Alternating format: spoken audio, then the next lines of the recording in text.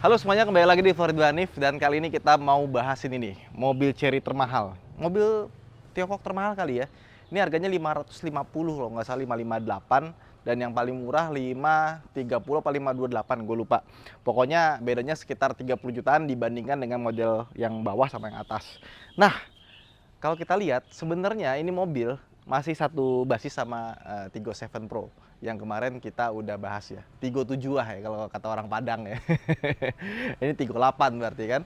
Nah, tapi desain depannya beda ya. Grillnya beda, lampunya beda, bumpernya beda, dan gua suka lampu depannya itu tuh kayak pakai slim frame ya. Kayak di modif di Young Motor. Keren sih. Bagus, dan kalau kita nyalain gitu ya. Set.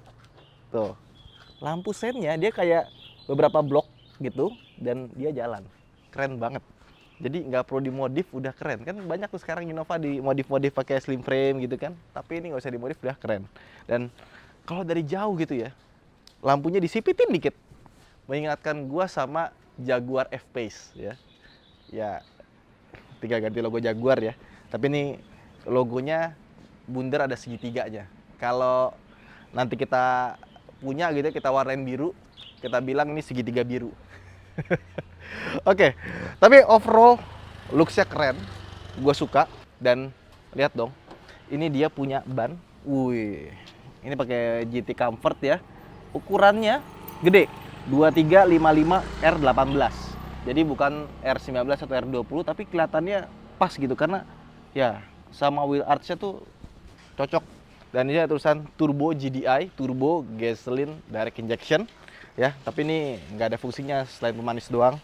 Sampai bawah sini ya ada blind spot monitoringnya. Ini bagian atas ini beneran nih, jadi bisa dipakai buat naruh roof rack. Dan sampai belakang baru kelihatan lekukan bodinya beda sama Chery Tiggo 7 ya. Dia karena 7 seater, belakangnya lebih tegak, sama coba lihat ke belakang sini. Nah, ini yang menarik nih. Lampunya itu kayak blok S gitu, tek, tek, tek, tek, tek, gitu. Dan kalau nyala pun juga sama. Set, atasnya doang sih lampu remnya. Nah, tadi lampunya nyala tuh. Bukan langsung nyala mati, tapi kayak napas gitu. Keren ya. Jadi nggak perlu dimodif lagi, lampunya udah kayak modifan. Keren sih. Kita buka belakangnya. Nah, sudah elektrik ya. Nah, ini bagasinya lumayan besar ya, dan dia punya laci penyimpanan di sini. Sama kalau misalkan kita mau butuh privacy buat bawa barang gitu ya. Nah, ada tutupannya. Oke, terus gini kalau misalkan kita nggak butuh, tinggal kita taruh di bawah sini. Ini mengingatkan gue sama Santa Fe ya. Persis kayak gini bagian belakangnya. Hup.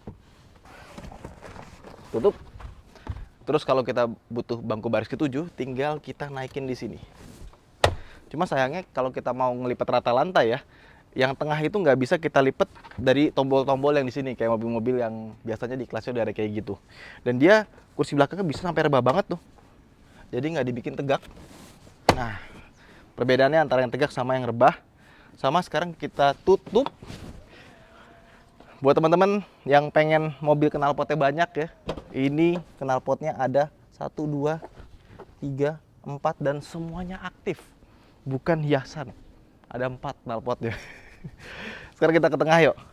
Kita sebelum masuk ke dalam, lihat dulu bagian tengahnya nih. Nah, ini di tengah, ini posisi duduk yang paling mundur. Karena dia kalau misalkan kita buka pintu, mau exit dari mobil, dia akan otomatis mundur ke belakang. Nah, kalau kita masuk, tutup pintu, starter, dia akan maju lagi ke depan secara otomatis. Nah, ini kursi tengahnya, ini kayaknya versi yang paling tegak ya, jadi kita mundurin. Oke, nah kalau kita seperti ini jauh lebih enak. Dan ini mobil, dia kan sebenarnya setir kiri kalau di Tiongkok ya. Nah, cuma untuk konfigurasi kursi tengahnya, dia masih ngikutin versi Tiongkok. Soalnya, biasanya kalau mobil setir kanan, kan masuk penumpangnya lewat kiri. Nah, kalau buat masuk ke belakang, itu dibikin dari kiri lebih gampang. Tapi ini yang sebelah kanan lebih gampang. Jadi kursi kanannya ini nggak dibikin... Kursi kanannya ini masih sama, tapi yang kirinya, kalau mau ke belakang, Nggak bisa gini doang ya. Gimana caranya? Kok dari kanan nggak bisa? Ya nggak bisa masuknya. Jadi masuknya harus dari sebelah kanan, nggak bisa dari sebelah kiri. Dan bukan pintu yang bagian sini, ini terasa agak sedikit kurang lebar. Enggak sih, lebar sih, cuma emang pintunya nggak lebar aja sih. Jadi ya. Oke, sekarang kita di kursi paling belakangnya ya. Yang di belakang sini nggak selega itu jujur aja. Kepala ini hampir-hampir mentok untuk gue yang 170 cm. Terus ya agak sedikit ngedinglik. Sama AC double blowernya ini kayak Palisade, kayak Santa Fe yang lama, ada di sebelah kanan kiri sini nih. Sama di sini ada speaker ya. Terus kalau kita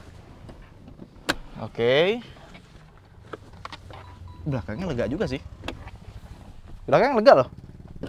Kakinya masih lega, cuma kepalanya aja agak sedikit ya nyaris kena lah. Sama di sini ada lampu. Wah, lampunya LED semua loh. Kalau kita buka dari belakang gampang sih. Iya, cuma dari sebelah kiri tidak bisa. Jadi kalau kita di kiri, kenapa jadi Madura ya? Ya mungkin untuk next developmentnya harus dipindah sih. Jadi kesimpulannya kalau di belakang ini, gue ngerasa dia tuh punya legroom yang oke, tapi headroomnya agak kurang. Sama ini nih, semua bahan-bahannya empuk sini. Nah, ini baru plastik keras. Nah, terus kalau yang bagian tengah, dia AC-nya dari sini nih. Let's go, yuk kita keluar. Keluar lewat kiri agak susah ya. Mungkin nextnya harus dibikin sama sih, karena kan bikin engsel gitu nggak susah amat. Nah, sama yang gue suka dari mobil Chery itu ya, termasuk di Tigo 7 Pro itu ya. Kalau di sebelah kiri ada motor atau mobil lewat, kita mau buka, nanti dia nyala kelap-kelip. Kayak tadi motor lewat kan, jadi kita cukup hati-hati yang di bagian belakang sini. Itu bagus banget, sama dia sudah semuanya all auto power window. Sekarang kita mau coba masuk ke dalam dan jalan-jalan, sekalian kita mau ke Bintaro. Gas! Ini kebetulan kalau kalian udah pernah nonton video gue yang Chery Tiggo 7 Pro, dalamnya itu kurang lebih persis ya, cuma speedometernya berbeda, terus aksen tengahnya ini beda nih, kontroler AC-nya dia bentuknya display, bagian sininya tuh hampir sama ya sama yang Chery Tiggo 7 Pro. Oke, kita sambil jalan ya, kita mau mundur. Nah, untuk yang trim paling tinggi ini, kalau nggak salah kan dia ada 2 trim, luxury sama ultimate atau apa gitu ya. Pokoknya ini trim yang paling tinggi. Kalau yang trim yang di bawahnya, itu bedanya sekitar 30 jutaan. Kita nggak dapat kamera 360, terus nggak dapat panoramic sunroof, sama ADAS yang nggak ada, dan untuk kursi passenger seat yang sebelah kiri, dia belum elektrik. Tapi kalau yang paling tingginya, yang tadi gue sebutin itu ada semua. Ya, menurut gue beda 30 jutaan dengan harga 500-an, menurut gue sih ya, mendingan ambil langsung yang paling tinggi kali ya. Ngapain juga ngambil yang paling rendah. Terus, pas kita tadi starter mobil, yang pertama kali gua rasakan adalah dia tuh agak sedikit bergetar mesinnya. Jadi nggak sehalus itu, tapi masih dalam kategori yang oke lah. Nggak kayak sampai 3 silinder juga sih, cuma ada getaran sedikit. Tapi kalau udah jalan kayak gini, udah nggak berasa sama sekali. Dan ini interiornya, kalau misalkan kalian kurang begitu suka, kalau gue sih suka ya, karena bagus dan kita dipenuhi dengan bahan-bahan yang soft touch. Sampai sini soft touch, dan jahit-jahitan di sini itu asli. Jahitan di sini pun juga dia asli. Ini asli ya? Asli. Yang ini juga asli nih. Sama di ambient light di sini, sama di bagian sini. Kalau untuk mewah-mewahan sih, jujur aja, ini mewah. Dan yang 2023 ini, harusnya sudah ada model terbaru yang facelift. Dan desain interiornya berubah jadi mirip kayak Hyundai Palisade. Jadi nanti interiornya bentuknya kayak gini. Dan itu di Malaysia udah keluar. Nah, untuk yang versi Indonesia masih sama, cuma dibandingkan dengan Tiggo 7 Pro ya, gue suka yang ini. Karena yang Tiggo 7 itu kan speedometernya agak kurang ya, yang digitalnya. Kalau ini sekarang digital tuh jadi penuh dari ujung ke ujung, dan entah kenapa bentuknya tuh interface-nya kayak apa ya? Kayak Peugeot 3008. Ya, which is bagus ya. Nah, terus hal yang menurut gue oke di mobil ini ya, biasanya kalau kita naik mobil Tiongkok atau mobil Cina gitu ya, itu driving positionnya tuh biasanya kurang enak. Tempat duduknya, terus posisi setir dan kawan-kawannya. Tapi di mobil ini enak, asli. Kursinya itu lumayan meluk ya, dan empuknya tuh pas, sama headrestnya. Itu di bagian kiri kanannya, ini bisa dibuka tutup sampai ke belakang kiri kanannya. Jadi fungsinya apa? Kalau misalkan kita tidur gitu kan, kadang-kadang kita suka jatuh gitu ya, kiri atau kanan. Nah, kalau ada ginian ya ketahan nih. Jadi kalau kita lagi nyetir terus ketiduran, dia nggak bakal jatuh gitu. Gimana ya konsepnya ya? Ya pokoknya begitulah. Tapi ini bagus sih, gue seneng kayak gini. Meskipun si headrestnya ini nggak bisa dimajuin. Menurut gue agak terlalu mundur. Kalau bisa dimajuin, ini posisi kepalanya perfect sih. Itu aja yang kurangnya. Tapi untuk mobil Tiongkok kayak ini mungkin mobil Cina, even yang Omoda 5 aja yang driving dynamic-nya paling bagus, posisi duduknya masih lebih enak ini. Beda sama Tigo 7 Pro. Terus dia juga udah pakai tilt, teleskopik ya. Buat gua tinggi 170 paling enak itu di bagian paling bawah. Seat adjustment-nya. Nah, terus si electric seat-nya ini, dia tuh ternyata cuma bisa naik turun aja, nggak bisa tilting. Jadi kalau misalkan dia bisa tilting dan agak sedikit maju, ini pasti kaki kita lebih enak lagi karena kakinya masih agak sedikit menggantung, dan ketika udah jalan baru terasa enaknya. Biasanya kan kalau mobil Tiongkok ya pas dipakai jalan itu dia kan bisa ngasih interior mewah, bisa ngasih fitur banyak, harga terjangkau, tapi biasanya driving feel-nya itu masih kurang. Nah, ternyata di mobil ini, even dibandingkan dengan Chery Tiggo 7 ya, driving feel-nya, handling dan kawan-kawannya ini proper sih. Nggak kerasa kayak mobil yang brand baru dibikin gitu. Ya Chery emang juga udah lama sih. Jadi steeringnya, pedal-pedalnya itu enak kecuali pedal rem. Karena remnya itu kayak kita nginjek itu masih nggak ada remnya tuh. Tiba-tiba pas nginjek rem agak dalam dikit baru rasanya kayak nguk gitu loh. Kayak tiba-tiba pakem. Tapi pas kita nginjek sedikit gitu tuh kayak kosong gitu loh. Kayak ada ya beberapa senti kosong lah sampai baru remnya engage. Ya itu agak kurangnya di situ kalau menurut gua. Tapi sisanya nggak ada masalah. Ya. Handlingnya juga body rollnya minim, suspensinya enak. Asli. Suspensinya enak loh. Ini kalau misalkan logonya bukan Chery gitu ya, misalkan ini mobil di rebrand sama Toyota, Honda gitu ya, gue yakin ini mobil laku keras karena emang pas kita bawa enak. Dan peredaman kabinnya pun juga juara ya. Ini suara motor kiri kanan itu bagus. Jadi kalau misalkan ditanya ini mobil Cina kok setengah M lebih, menurut gue ini layak. Dan kalau misalkan ini rebranding sama brand Jepang, mungkin harganya bisa di angka 700-800 jutaan. Nah, tadi kan gue ngomongnya bagus-bagus ya. Minusnya apa aja gitu? Tetap ada. Yang pertama, audionya itu suara detailnya dapat. Dia sama kayak Omoda ya, pakai Sony ya. Tapi kayak kurang ngejernih aja gitu. Kayak si playernya ini dia bitrate-nya rendah pas dia lagi ngeplay musik gitu. Jadi suara-suara noise nggak jelas gitu masih kurang clear ya kalau menurut gue. Tapi suara vokal segala macamnya itu keluar semua. Bassnya pun juga lebih keluar dibandingkan dengan si Omoda punya. Terus yang kedua, user interface di bagian sini itu agak-agak jadul ya. Dan kelihatan, terutama pas kita nyalain AVM ini, kamera 360-nya kelihatan kayak resolusinya agak sedikit rendah dan nggak halus tuh. Ya kan kayak ada frame rate-nya agak turun. Meskipun dia ada banyak ini nih opsi, ada 3D view, front wide view, rear wide view, dan lucunya kalau kita belok itu pakai lampu sen ya. Nanti dia akan ada gambarnya tuh kalau di kecepatan rendah. Dan kalau kita belokin setir, bannya ikut belok di gambar sini. Keren. Kan kecepatan rendah nih ya. Tuh. Bannya ikut belok tuh. Keren ya. Lucu. Terus yang menjadi catatan buat gua, mesinnya itu powerful. 250 PS dan torsinya 390 Nm. Hampir sama kayak torsinya mesin diesel. Dan good newsnya adalah torsinya tuh berasa di RPM rendah gitu. Jadi ini kita lagi jalan 1400 RPM, 1900 RPM, 30 km per jam.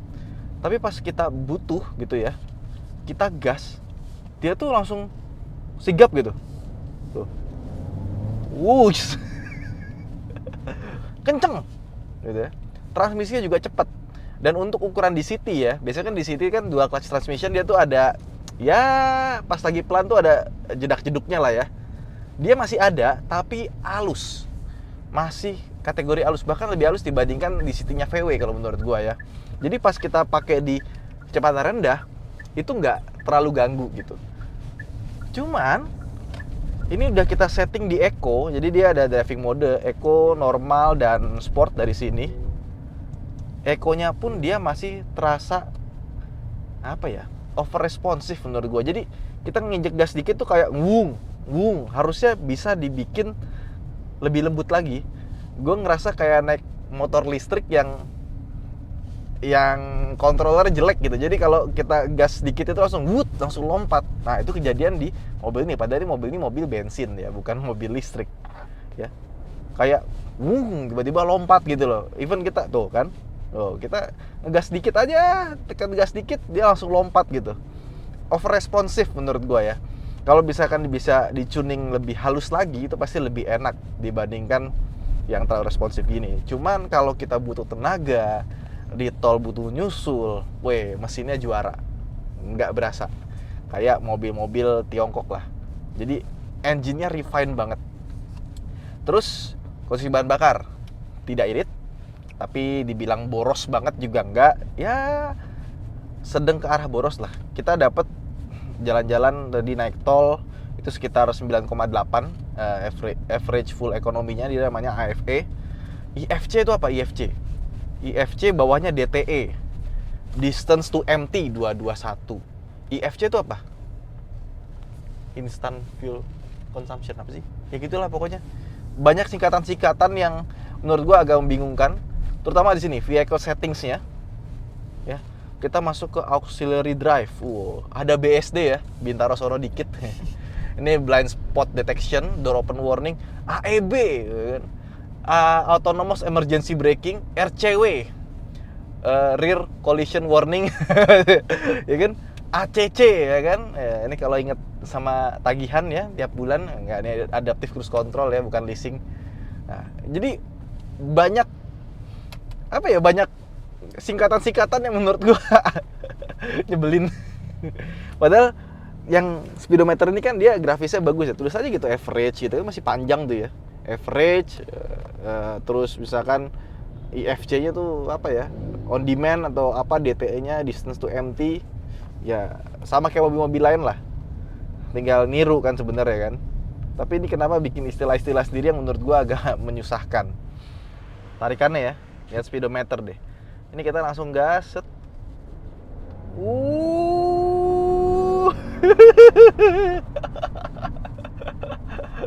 Kenceng ya, gile. Ini kayaknya mobil 500 jutaan yang paling kenceng ini sih untuk standaran ya. Ada nggak lebih kenceng dari ini? Ada nggak di? Apa 500 jutaan paling kenceng? Ini kenceng banget ya. Kayaknya Civic Turbo aja kalah loh. Larinya tuh nih bet gitu. Iya, kereta 500 cc. Iya. Ya kereta juga tarikan bawahnya tuh enak gitu. Tapi nggak bisa di-compare sama inilah. Jauh 250 HP ya. Enak nih mobil. Larinya top. Ini sayangnya lagi macet ya. Tadi kita berangkat ke Bintaro itu berasa sih. Maksudnya yang pertama di tol itu stabil ya. Suspensinya enak. Berasa kayak mobil 500 juta up ya. Emang 500 juta up sih. Ya kalau dibandingin sama let's say Santa Fe atau Palisade oke lah. Di tol itu masih feelingnya tuh feeling mahalnya ada gitu. Nah cuman adaptive cruise controlnya ini gue agak bingung. Adaptive cruise controlnya ada, bagus, dan gue suka banget. Displaynya itu dia seakurat itu, sampai ada meternya berapa meter sama depan gitu ya. Nah cuman gue nggak ngerti caranya gimana aktifin lane keeping assist-nya.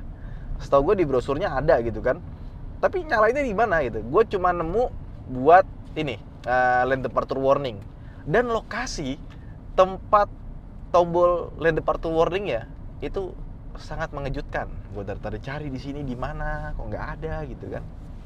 Ada di mana ternyata? Ada di sini. Nah, kayaknya desainernya tuh waktu bikin setir tuh lupa.